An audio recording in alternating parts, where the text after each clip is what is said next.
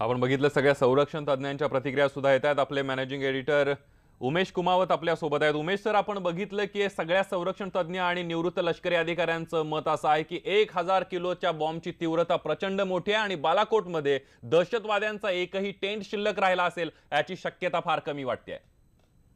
संदीप, असं जर असेल तर एक सर्वात यशस्वी कारवाई म्हटल्या जाईल, कारण जो बालाकोट मधला हा जो तळ होता दहशतवाद्यांचा, इथे 2000 मध्ये मसूद अझहरने ही दहशतवादी संघटना जी आहे जैश ए मोहम्मद तिची स्थापना केली होती आणि बराच वेळ मसूद अझहर या कॅम्प मध्ये असायचा।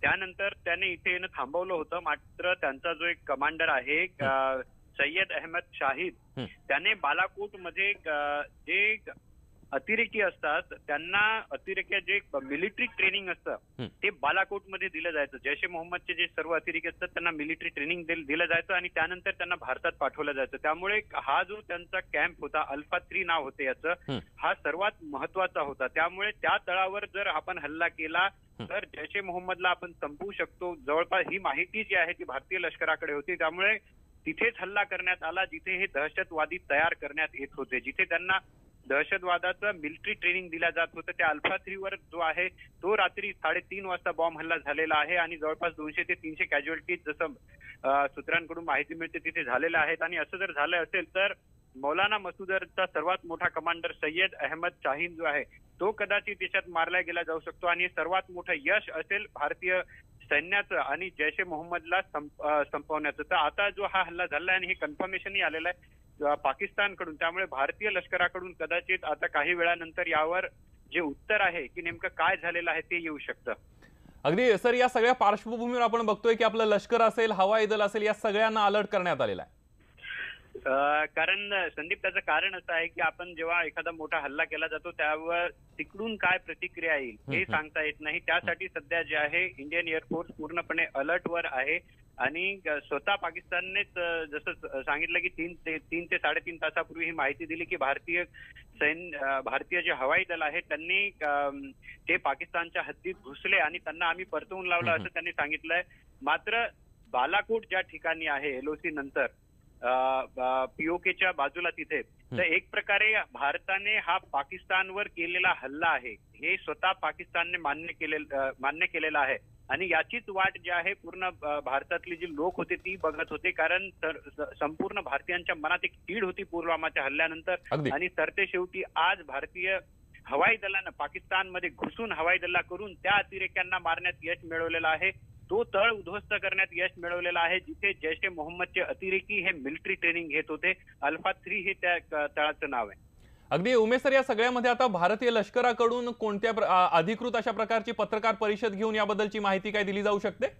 सूत्रांकडून जी माहिती मिळते संदीप, त्यानुसार याबद्दलचं जे ऑफिशियल ब्रीफिंग आहे ते होण्याची शक्यता आज थोड्या वेळानंतरच आहे, कारण स्वतः पाकिस्ताननेच ही माहिती दिल्यामुळे या हवाई हल्ल्याची बातमी जी आहे ती संपूर्ण जगभर पसरलेली आहे की भारताची विमानं घुसली पाकिस्तानमध्ये आणि त्यांनी हवाई हल्ला केला। त्यामुळे भारताकडून नक्कीच यावर उत्तर येईल। मागच्या वेळेस ज्यावेळेस आपण सर्जिकल स्ट्राईक केलं होतं त्यावेळेस मात्र पाकिस्तान हे मान्यच करायला तयार नव्हता की तिथे सर्जिकल स्ट्राईक झाला आणि तिथे दहशतवाद्यांचे अड्डे जे आहेत ते भारतीयांनी उद्ध्वस्त केले आहेत हे मान्य करायला तयार नव्हता। यावेळेस मात्र, कारण हा हवाई हल्ला होता, हे ते लपवू शकत नव्हते, त्यामुळे त्यांनी हे सांगितलंय, त्यांनी स्वतः ती पिक्चर रिलीज केले आहेत त्या भागातली की जिथे हा हवाई हल्ला झालेला आहे। त्यामुळे भारताकडून नक्कीच यावर उत्तर येईल काही वेळात। अगदी उमेश सर, या सगळ्यामध्ये आपण बघितलं तर पाकिस्ताननं दावा केलेला आहे, भारतानं हल्ला केलेला आहे। इंटेलिजन्सची भूमिका या सगळ्यामध्ये खूप महत्वाची असते, कारण ज्यावेळेला एखाद्या भागामध्ये हल्ला करायचा तिथली इत्यंभूत माहिती मिळवावी लागते लष्कराला, हवाई दलाला, त्याबद्दल काय सांगाल? नाही, जो पुलवामात हल्ला झाला होता, भारतीय लष्कराचे आपले जे जवान शहीद झाले त्याची जबाबदारी जी आहे ती जैश ए मोहम्मदने घेतली होती आणि सर्वांना माहित आहे जैश ए मोहम्मद ही 2000 मध्ये तयार झालेली संघटना होती। मसूद अझहरने ही संघटना स्थापन केली होती, त्यानंतर भारताने तिच्यावर प्रतिबंध पण लावला होता। त्यामुळे ज्यांनी हा हल्ला केला, कारण सगळीकडे असं म्हटलं जात होतं, पाकिस्तानने स्वतः सुद्धा प्रेस कॉन्फरन्स घेतली होती तिथल्या लष्करी अधिकाऱ्यांनी की ज्यांनी हल्ला केला ते काश्मीरी आहेत आणि त्यांनी स्वतः हल्ला केलेला आहे। मात्र हे जैश ए मोहम्मदने त्याची जबाबदारी घेतली होती, त्यामुळे त्या हल्ल्याला जे जबाबदार आहेत त्यांना उद्ध्वस्त करणं, त्यांना मारणं हे गरजेचं होतं। त्यामुळे जैश ए मोहम्मदचे जे तळ आहेत ते कुठे आहेत, त्यांना कुठे ट्रेनिंग मिळतं, ते सर्वात महत्वाचं होतं. आणि तेवढी जी कारवाई आहे, ती मोठी कारवाई ती भारताने यावेळेस केलेली आहे. बालाकोटमध्ये यांचा अल्फातीचा सर्वात मोठा तळ आहे. तिथे ते जे दहशतवादी ते तयार करतात आणि त्या तयार केल्यानंतर त्यांना मिलिटरी ट्रेनिंग जे आहे, ऑपरेशनल ट्रेनिंग जे आहे ते बालाकोटमध्ये दिला जात होतं. हा सर्वात मोठा एक प्रकारे कंट्रोल रूम आहे जैश ए मोहम्मदचा. त्यामुळे इंटेलिजन्सने नेमकं त्याच ठिकाणी हल्ला करून ज्यांनी पुलवामा हल्ल्याला जे जबाबदार आहेत त्यांना धडा शिकवणं गरजेचं होतं, त्यांनाच मारण्याचं गरजेचं होतं. आणि त्यामुळे हा हवाई हल्ला जो झालेला आहे तो जैश ए मोहम्मदच्या कंट्रोल रूम मध्ये झाला. अल्फा 3 त्यांची कंट्रोल रूम आहे, जिथे मिलिटरी ट्रेनिंग मिळतं. आणि तिथे जे आहेत, आता आपली माहिती जी सूत्रांकडून मिळते संदीप, त्यानुसार 200 ते 300 अतिरेकी जे आहेत ते मारले गेलेले आहेत. अगदी उमेश सर, तुम्ही आमच्यासोबत असेच राहा. आपल्यासोबत आंतरराष्ट्रीय अभ्यासक शैलेंद्र देवळाणकर आहेत. देवळाणकर सर, आपण बघतोय एका बाजूला आर्थिक कोंडी केलेली आहे पाकिस्तानची भारतानं आणि दुसऱ्या बाजूला अशा प्रकारचा हल्ला करून दहशतवादाचं कंबरड मोडण्याचं काम भारतानं केलंय. निश्चितच आहेत. आता ह्या संपूर्ण हल्ल्याचं अगदी सविस्तर विवेचन हे उमेशजींनी दिलेलं आहे. मला फक्त 2 मुद्द्यांवरती महत्वाचा प्रकाश टाकायचा आहे. आणि ते मुद्दा असा आहे की ज्या आपण हा एअर स्ट्राईक करणार हे 100% निश्चित होतं. याचं कारण असं होतं की मागच्या वेळेला आपण ग्राउंड लेव्हलचा सर्जिकल स्ट्राईक केलेला होता आणि ग्राउंड लेव्हलचा सर्जिकल स्ट्राईक यावेळेला पाकिस्तान त्या तयारीमध्ये होता. म्हणजे पुन्हा एकदा जर आपण ग्राउंड लेव्हलचा सर्जिकल स्ट्राईक केला असता तर कदाचित आपल्या सैन्यांना पकडलं जाणं किंवा पाकिस्तानकडे रिटॅलिएशन होणं याच्या अपेक्षा होत्या.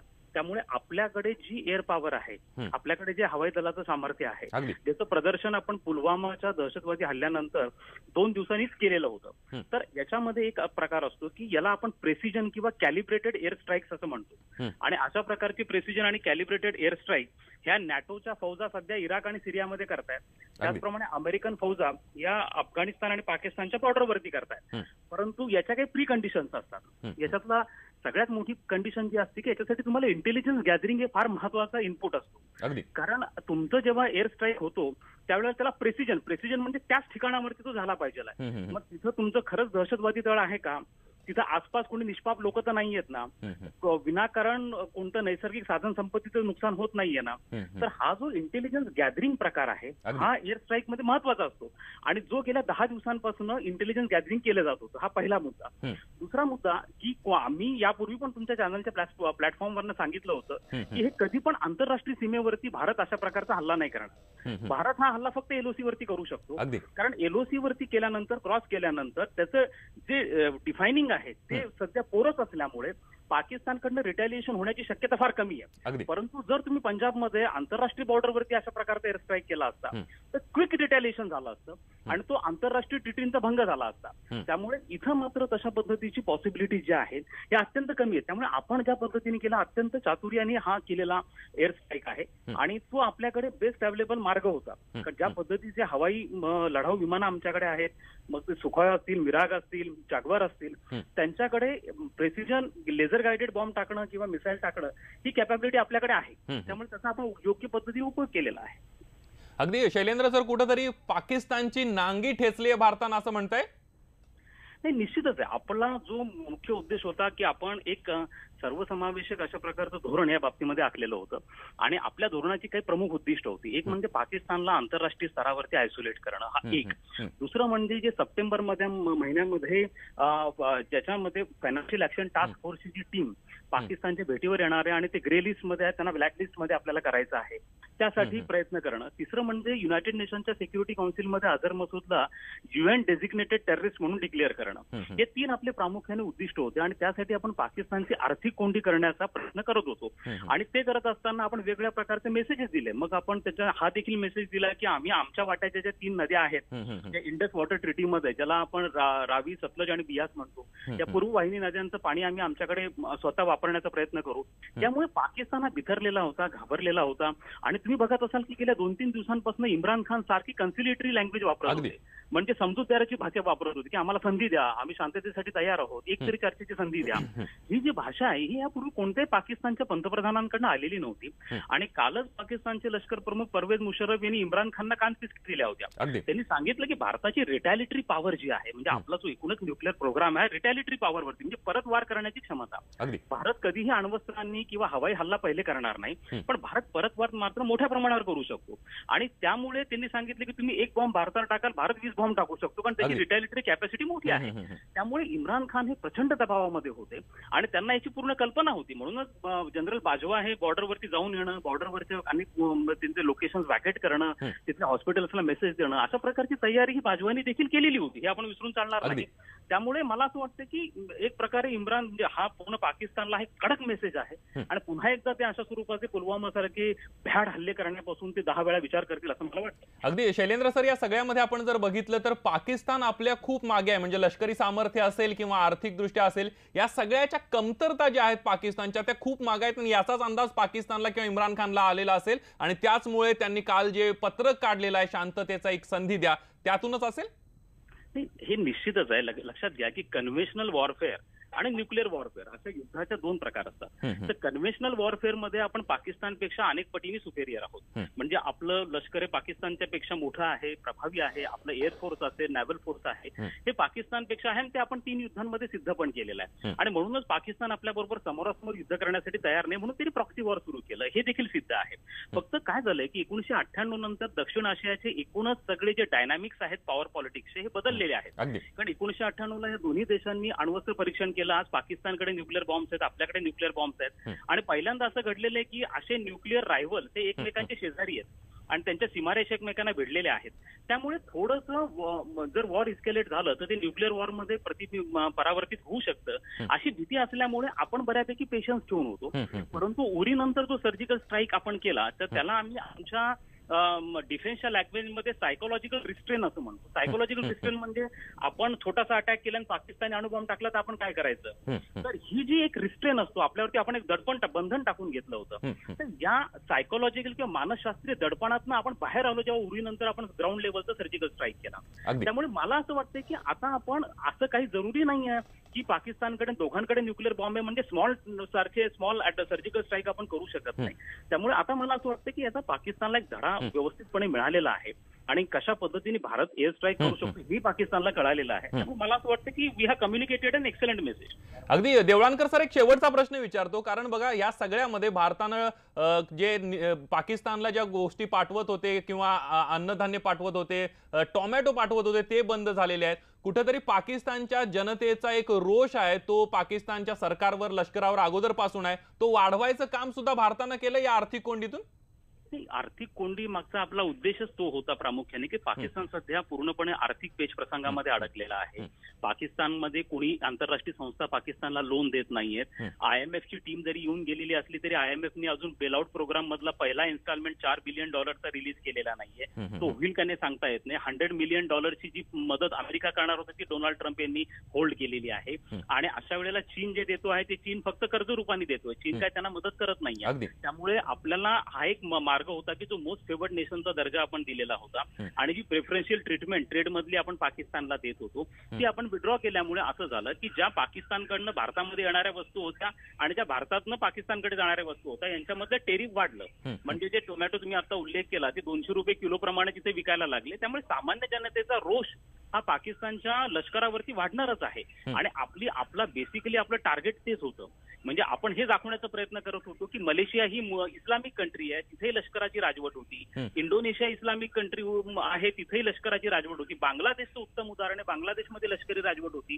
परंतु लोकांमध्ये रोष निर्माण झाला आणि लोकांनी लष्कराला बाजूला सारून तिथे डेमोक्रेटिक गव्हर्नमेंट इस्टॅब्लिश केलं. असं पाकिस्तानमध्ये का घडत नाहीये. तर आपण या वेळेला ह्या इकॉनॉमिक कोंडी करून आपण पाकिस्तानच्या जनतेला हा मेसेज देण्याचा प्रयत्न केला आहे की जोपर्यंत लष्कर सत्तेच्या केंद्रस्थानी पाकिस्तानमध्ये अशा प्रकारचा तणाव होतच राहणार. त्यामुळे तुम्ही लष्कराला बाजूला करा. आणि म्हणून हा देखील आपला एक प्रयत्न होता इनडायरेक्टली प्रत्यक्षपणे पाकिस्तानच्या जनतेला मेसेज देण्याचा. त्यामध्ये पण आपण सक्सेसफुल ठरलो आहोत. अगदी सर, शेवटचा एक प्रश्न, संयुक्त राष्ट्रसंघाच्या ठरावामध्ये पाकिस्तानच्या विरोधामध्ये ठराव आणण्याची भारत कितपत शक्यता आहे जर आंतरराष्ट्रीय घडामोडींचा जर आपण विचार केला तर? भारत अशा स्वरूपाचा ठराव आणणार आहे. 2016 नंतर आपण अशा स्वरूपाचे 3 वेळा ठराव आणले, पण तिन्ही वेळेला हे ठराव जे आहे ते चीनने त्याला नकाराधिकार, ज्याला व्हेटो पॉवर आपण असं म्हणतो, ते वापरलेलं होतं आणि त्यामुळे तो बाजूला राहिलेला होता. परंतु या वेळेला पहिल्यांदा संयुक्त राष्ट्र संघटनेच्या इतिहासात असं घडलेलं आहे की सिक्युरिटी काउन्सिलने एखाद्या दहशतवादी हल्ल्याचा निषेध केलेला आहे. असं आजपर्यंत कधीच घडलेलं नाही. 1945 ला युनायटेड नेशन्स इस्टॅब्लिश झाली, 45 नंतर तर आता 2019 पर्यंत हे पहिल्यांदा घडलंय. तर कारण असं होतं की दहशतवाद म्हणजे काय याच्यावरती अजूनही युनायटेड नेशनचे जे 193 देश आहेत त्याच्यामध्ये एक वाक्यता नाहीये. प्रत्येकाची दहशतवादाची अगदी देवळानकर सर, तुमच्याकडे मी पुन्हा येतो. धन्यवाद तुम्ही दिलेल्या संपूर्ण माहितीबद्दल. आपल्या सोबत आपले संपादक उमेश कुमावत आहेत. उमेश सर, महत्वाची माहिती मिळते 200 ते 300 दहशतवाद्यांचा खात्मा केला. अजून काय माहिती मिळते काय केंद्र स्तरावरून सर?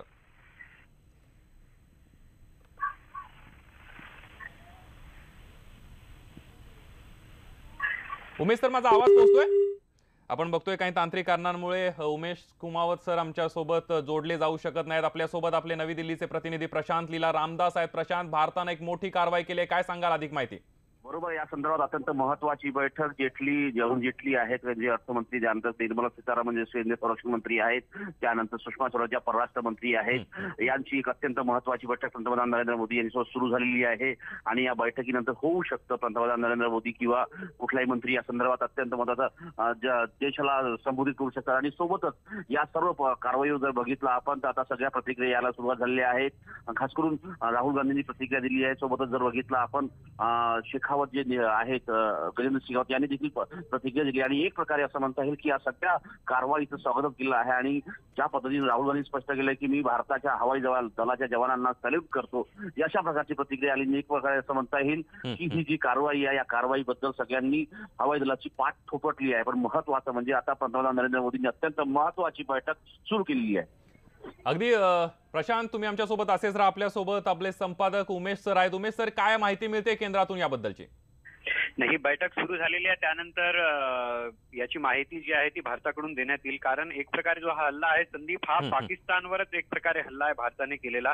त्यामुळे पाकिस्तानमधून सुद्धा प्रतिक्रिया येत आहेत. पाकिस्तानचे परराष्ट्र मंत्री शाह महमूद कुरेशी यांनी एक इमर्जन्सी मीटिंग पाकिस्तानमध्ये बोलवलेली आहे की भारताचा जो हल्ला झालेला आहे त्यानंतर तिथे जे नुकसान झालेलं आहे त्याचा आढावा घेण्यासाठी जे आहे त्यांनी एक मीटिंग बोलवली आहे. त्यामुळे सध्या पाक ऑक्युपाईड काश्मीर आणि जी आपली सीमा आहे तिथे वातावरण जे आहे ते तणावपूर्ण वातावरण आहे. कारण भारतानं मागच्या युद्धाच्या नंतर आता पहिल्यांदाच जी आहे एलओसी क्रॉस केलेली आहे. जर आपण बघितलं कारगिल युद्धाच्या वेळेस सुद्धा भारताने एलओसी क्रॉस केलेली नव्हती. मात्र यावेळेस पुलवामाच्या हल्ल्यानंतर भारतानं एलओसी क्रॉस करून पाकिस्तानात बालकोटमध्ये जाऊन हा हवाई हल्ला केला. त्यामुळे हा पाकिस्तानवर एक प्रकारे अटॅक आहे. आणि त्यामुळे पाकिस्तान मधल्या प्रतिक्रिया ज्या आहेत त्या येत आहेत. आणि त्यांच्या परराष्ट्र मंत्र्यांनी आता एक इमर्जन्सी मीटिंग जी आहे ती बोलवलेली आहे. आणि सध्या पीओके मधलं वातावरण ही तणावपूर्ण आहे. अगदी सर, या सगळ्या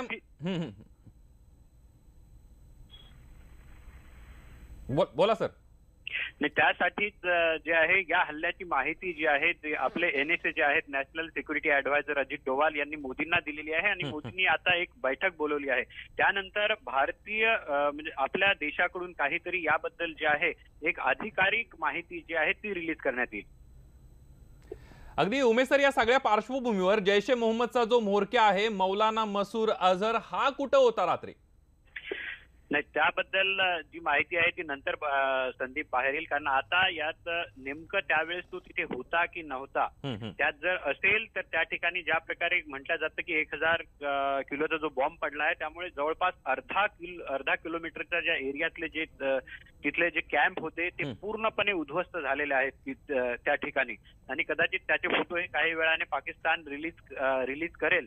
तर त्यावेळेस जर तो तिथे असेल तर मौलाना मसूद अझहर जो आहे तो वाचलेला नसेल. कारण हा जो कॅम्प होता, हा मी अगोदरही सांगितलं की हा सर्वात अल्फा 3 जो कॅम्प होता सर्वात महत्वाचा होता. तिथे मिलिटरी ट्रेनिंग दिल्या जात होतं आणि तिथे सुसाईड बॉम्बिंग कसं करायचं याचंही ट्रेनिंग दिलं जात होतं. पुलवामात जो हल्ला झाला होता तो एक सुसाईड बॉम्बिंग होता आपल्या सैन्यावर. आणि त्यात आपले जवान जे आहेत ते शहीद झाले होते. त्यामुळे तिथेच त्याच ठिकाणी जे आहे भारताने हल्ला केलेला आहे. अगदी सर, धन्यवाद तुम्ही दिलेल्या संपूर्ण माहितीबद्दल. आपल्या